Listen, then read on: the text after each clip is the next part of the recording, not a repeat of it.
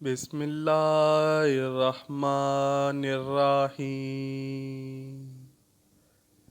حضور صلی اللہ علیہ وآلہ وسلم کی احادیث کی روشنی میں وقت کئی نشانیاں پوری کر کے اب دجال کے خروج کی طرف تیزی سے رواں دواں ہے۔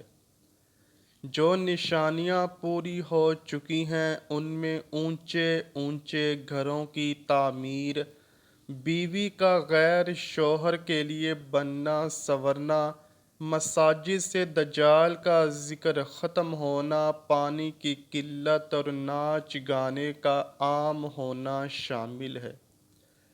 حدیث پاک میں دجال کو اس دنیا کی ابتدا سے انتہا تک کے تمام فتنوں سے بڑا فتنہ قرار دیا گیا ہے۔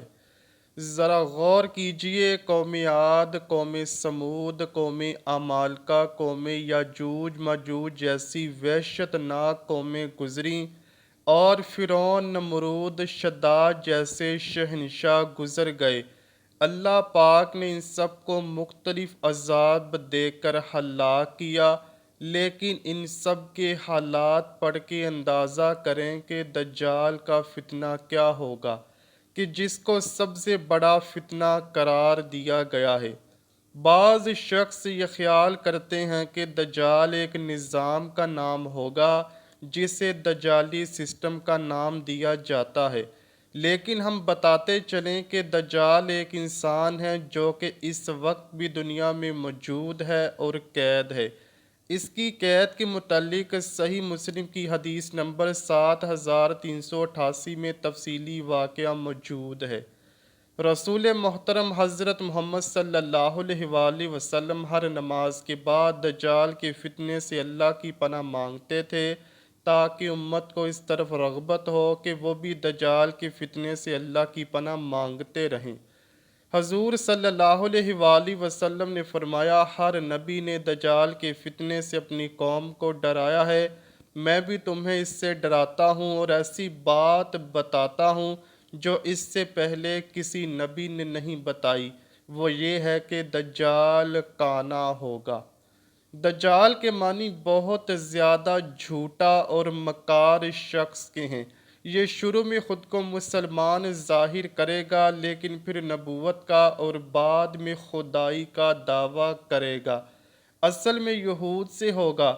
وہ ایک جوان دراز قد، ایک آنکھ سے کانا، دوسری آنکھ میں لالگی، سینہ چوڑا اور اندر کی طرف دھنسا ہوا، پیشانی چوڑی ہوگی جس پر کافر یعنی کافر لکھا ہوگا، جسے ہر شخص آسانی سے پڑھ سکے گا۔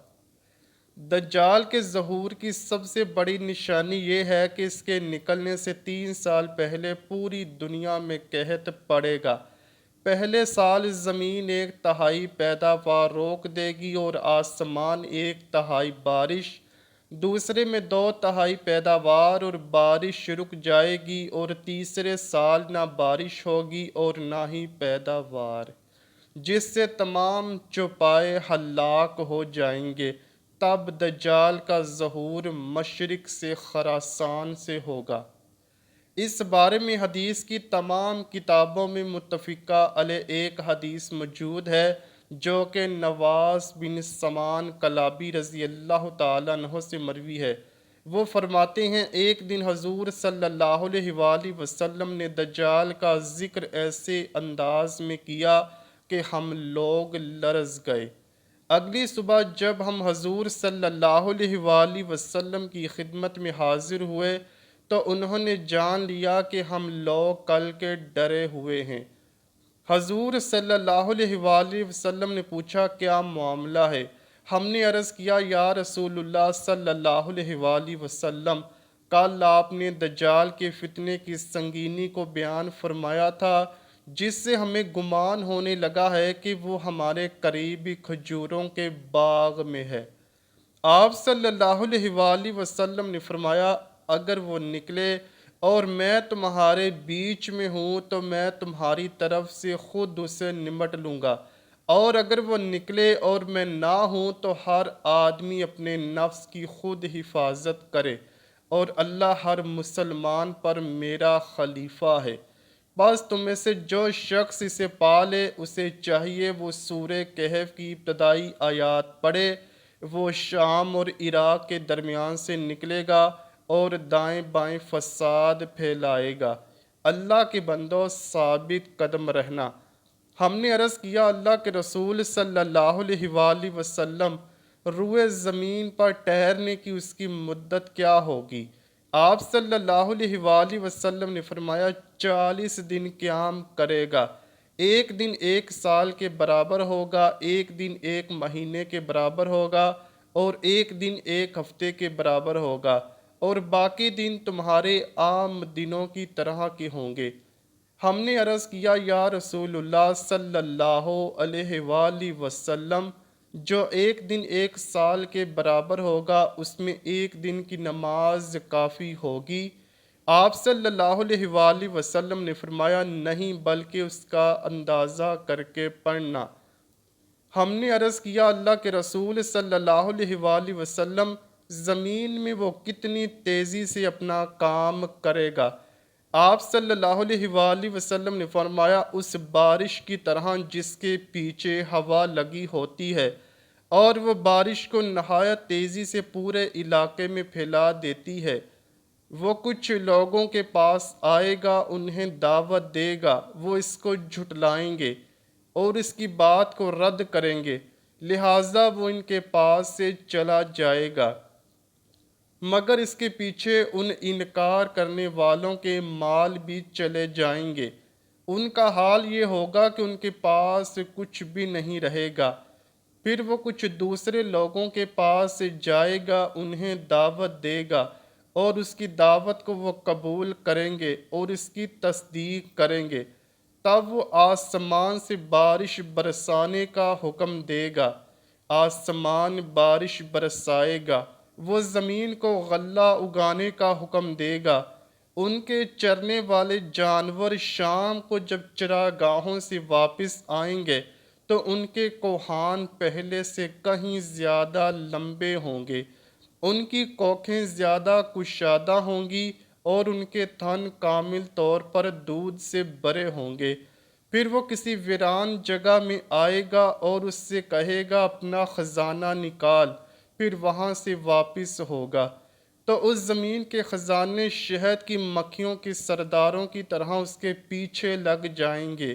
پھر وہ ایک بھرپور اور مکمل جوان کو بلائے گا اور تلوار سے مار کر اس کے 2 ٹکڑے کر دے گا۔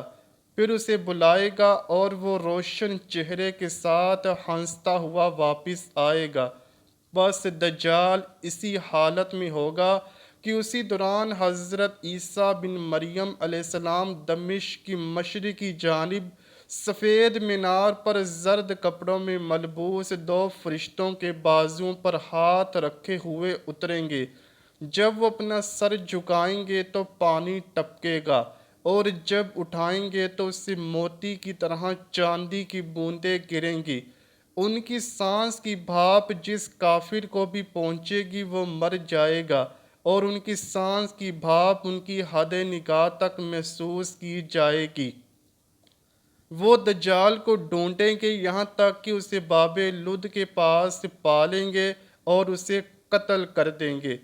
بحوالہ مسند احمد، دجال کے ظہور کے فوراً بعد 70,000 یہودی اصفہان میں اس کی تابع داری میں آ جائیں گے۔ اس سے بہت سے مسلمان بھی گمراہ ہوں گے، سوائے چند مومن مردوں اور مومن عورتوں کے۔ اسی طرح کہا گیا ہے کہ مردوں کی نسبت عورتیں اس کی زیادہ تابع دار ہوں گی، کیونکہ وہ بہت جلد کسی بات سے متاثر ہوتی ہیں۔ مسند احمد کی روایت میں ہے کہ دجال کی طرف نکلنے والوں میں اکثریت عورتوں کی ہوگی، یہاں تک کہ ایک آدمی اپنی ماں، بہن، بیٹی اور پھپھی کو رسی میں باندھ دے گا کہ کہیں وہ دجال کے پاس نہ چلی جائیں۔ دجال نامرد ہوگا، لیکن بہت سی عورتیں اس سے ہم بستر ہوں گی، کہ اس کے بچے کو پیدا کریں، لیکن ایسا نہ ہو پائے گا۔ ان عورتوں میں زیادہ تعداد ان کی ہوگی جو بالوں کا جوڑا بنا کر سر کے اوپر والے حصے پہ باندھتی ہیں، لیکن پھر بھی دجال بے اولاد ہی رہے گا۔ وہ ہر ملک میں داخل ہوگا اور لوگوں کو اپنا فتنہ سمانی سے گمراہ کرے گا، سوائے مکہ اور مدینہ کے، کیونکہ فرشتے اس کی نگہبانی پر مامور ہوں گے۔ وہ اپنے ماننے والوں کو جنت کے مزے دلوائے گا، جبکہ نہ ماننے والوں کو آگ میں جلائے گا، لیکن اس کی جنت اصل میں جہنم ہوگی اور جہنم اصل میں جنت ہوگی۔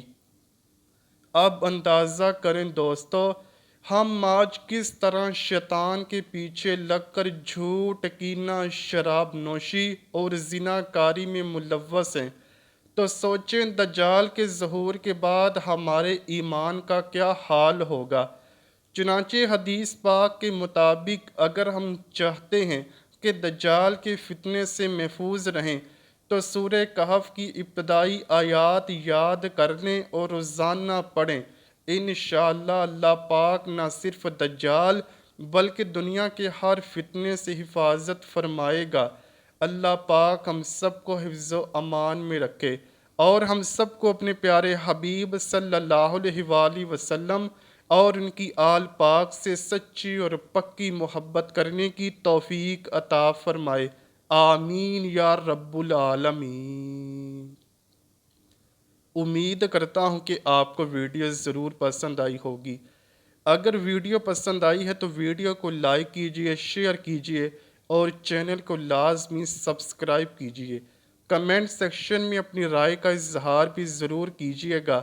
ملتے ہیں اگلی ویڈیو میں، تب تک کے لیے اللہ حافظ۔